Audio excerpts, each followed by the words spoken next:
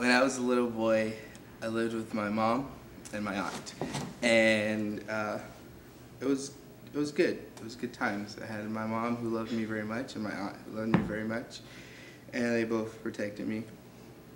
Um, my aunt was I was like her favorite nephew, and I think that's just because she lived with me and she got to take care of me as I grew up and everything. Um, when I was a little boy, when I was a little boy, I took karate lessons, and I was bad at it, but I thought I was great at it because I wanted to be a Ninja Turtle, and so I went to karate on Thursdays, and the sensei would always help me out, and I was really into it until I was into it, like I said, because I wanted to be a Ninja Turtle, but I wanted to play with the weapons. But like this is Taekwondo, and they wouldn't let us have the weapons, but they would teach us how to break blocks, and that's when I got out of it, because I wasn't interested in breaking blocks with my head or my hands.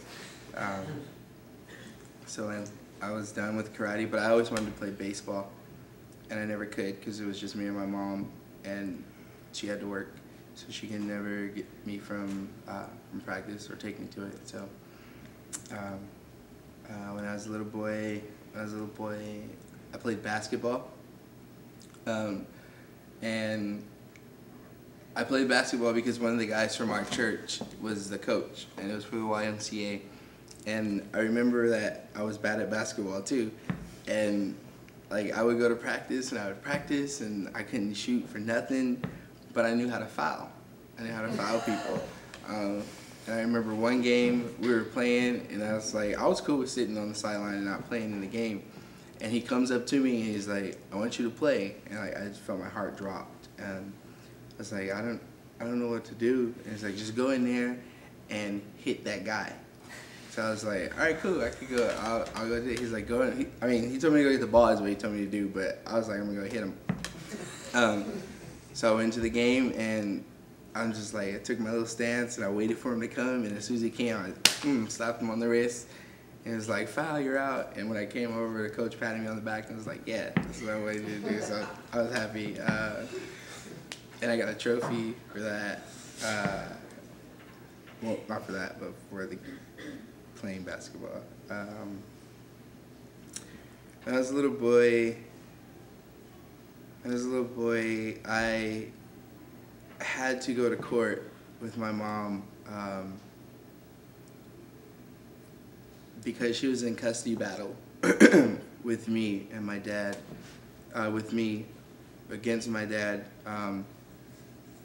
And I remember going to court with her, and I don't remember if they started arguing in court and that's why the judge sent me out, or if for whatever reason I had to go into this other room, and I had to go in the room by myself, and nobody was in there, and I guess someone was supposed to come in there, but they never came in there, so I'm just sitting in this room by myself, and it's on a high-rise building, and I just remember looking out of the window, and it was so far up, and I just remember being like, that was probably the most alone moment in my life I had ever experienced as a young kid. Because I knew that my mom and dad were arguing just in the other room, and I couldn't be there.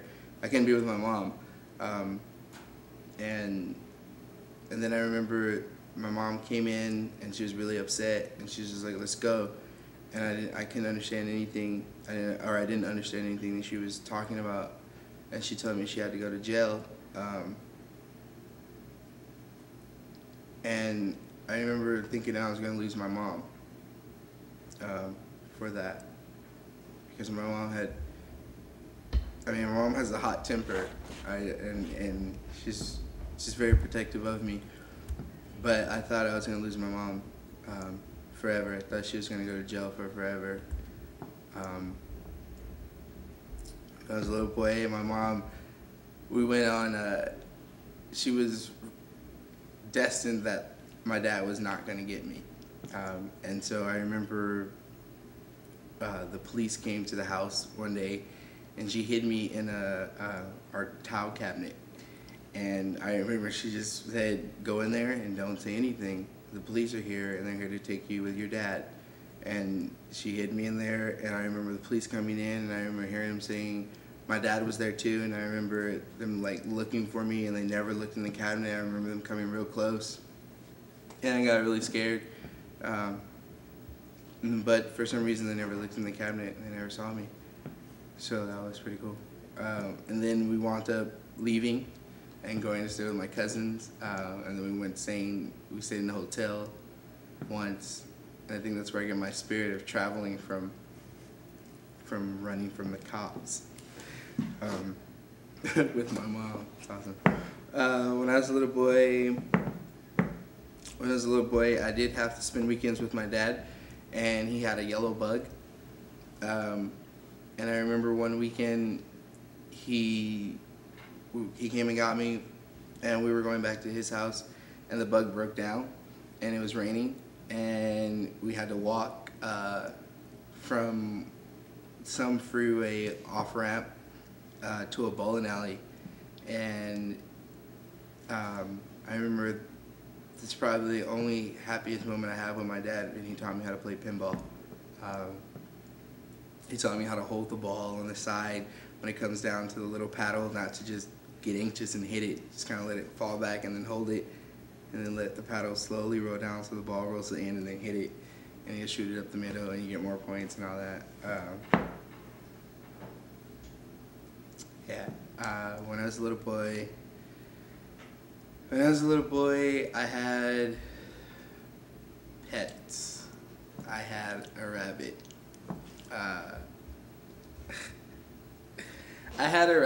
And it was the best pet that I've probably ever had. I called it Loppy because his ears fell to the side, and it was a lop rabbit, and I couldn't think of any other name, so I was like, you're Loppy. But I remember getting Loppy on Easter. I remember waking up and going to the bathroom, and we had the little Fisher-Price 3-in-1 pool table, and I remember walking by the hallway, and I looked and I saw the cage, but I couldn't make out what it was. And so I was like, whatever, and I kept going, went to the bathroom, and then I came back and I looked again, and then I went closer to it, and I realized that it was like some type of an animal in there. So I went back to bed. I was like, it was kind of scary, so I went back to bed, and then I woke up, and that's when I found out it was a rabbit. And it was awesome. It's the best pet I've ever had in my life.